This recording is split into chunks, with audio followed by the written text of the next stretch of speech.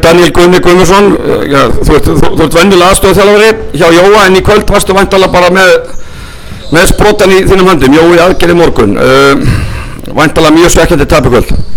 Já, bara rosalega svekkjandi, þetta var, við fórum út úr leikskipulaginu okkar frekar snemma því við vorum ekki að vorum að væla bara, vorum ekki að fá neitt inn í teig og þá fórum bara út úr okkar skipulagi og ég meina við hittum náttúrulega bara, við ætlum mjög erfitt með að hitta ofan í körfunni í kvöld en samt skorum við 88 stig, það eru með 4 af 35 í 3 stiga tilraunum sko og við vinnum ekki af því en ég meina að þeir fóru illa með okkur hérna í sóknarfrákvöstum og svona þannig að það var dálítið súrt.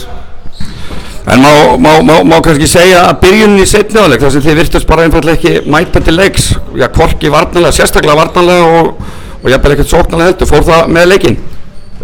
Já, það fór með leikinn, þeir skora 20 stig á fyrstu 5 mínútum í 3. leikluta og það náttúrulega, það vita það allir, það alltaf mikið og við gátum bara ekki haldið keilu verið fram á okkur, raunverulega, þetta var bara hlægilegt og engin hjálp til staðar eða neitt og þegar þeir skora 20 stig á fyrstu 5 mínútum þá þurfum við alltaf að setja upp í sókn og það var bara, eins og ég segi, erfitt og við varum að fara út í þessu að gera og heldum ekki í takti fyrir við komum í 4. leikluta og þá byrjum við að fara að gera eitthvað og skorum 30 stig í þeim leikluta.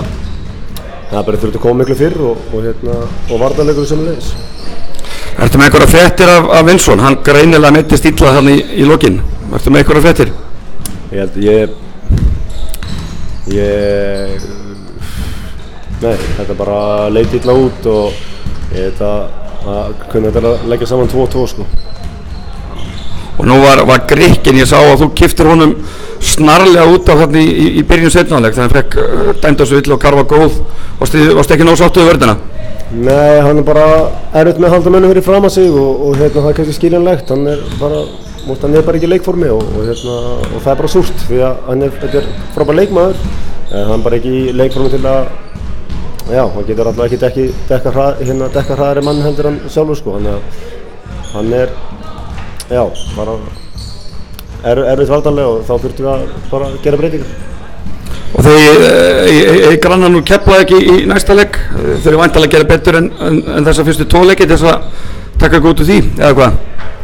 Já, það þarf margt að breytast og ég meina hæfileikarnir sóknarlega eru alveg til staðar og við erum góðir í körfubolta sko, og það er ekki málið, við þurfum bara að bæta varnarleikinn okkar, við þurfum að gera nýja afbrigði í vörn menn við erum bara ekki alveg í takti og það þarf bara að breytast bara sem fyrst. Flottir, takk.